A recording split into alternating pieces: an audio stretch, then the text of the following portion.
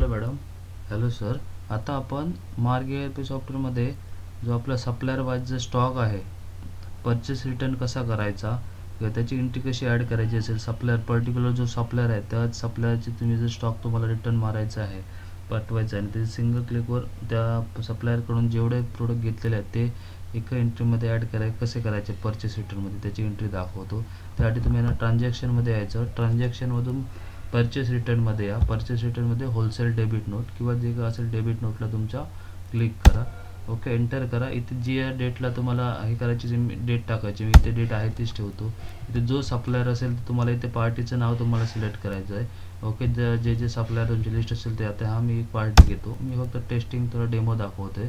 इथे जो हा लेफ्ट साईडला जो एंट्री नंबर आलेला आहे तोच तिथे ॲज अ डेबिट नोट म्हणून टाका. मी आता ॲज इट इज तोच टाकतो. ओके, एंटर मारत या. ओके, एंटर मारत याला ही विंडो येते. ओके, हे इथे ॲज इट इज सेम ठेवायचं. इथे रिझन टाकायचं जे का असेल तर मी आता परचेस रिटर्न म्हणून रिझन टाकतो. ओके, एंटर मारत या. त्याच्यानंतर अजून एंटर मारलात की ही एक विंडो येईल.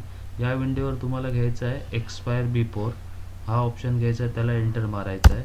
ओके, त्याच्यानंतर मंथ आणि इयर इथे तुम्हाला मेन्शन करायचे आहे. आता सपोज आता 9वा महिना चालू आहे, याचा सप्टेंबर आहे, मग इथे तुम्ही ज्या मंथपर्यंत तुम्हाला एक्सपायरी किंवा तुम्हाला जे परचेस रिटर्न तुम्हाला स्टॉक द्यायचा आहे ते इथे मंथ आणि इथे इयर 2024.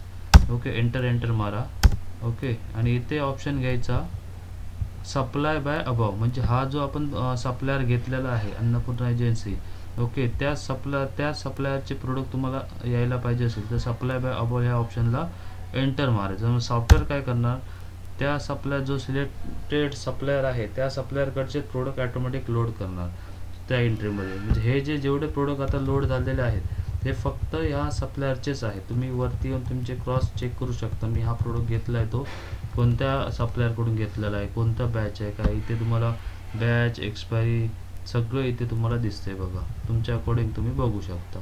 ओके, आता मी एंड बटन एकदा मारून खाली येतो. पुन्हा एंड किंवा टॅप बटन मारून एंटर मारत एंट्री सेव्ह करा. बस तुम्ही असे सप्लायर वाईज तुम्ही तुमच्या मल्टिपल सप्लायर वाईज तुमचे हे ॲडजस्ट करू शकता. ओके, सेम पुन्हा याच्या ट्रान्झॅक्शनमध्ये तिथूनच एंट्री मारू शकता. परचेस रिटर्न होलसेल, इथे सप्लायर घ्यायचा, एंटर मारायचा. इथे एंट्री डेबिट नोट तुमचा असेल तो टाकायचा.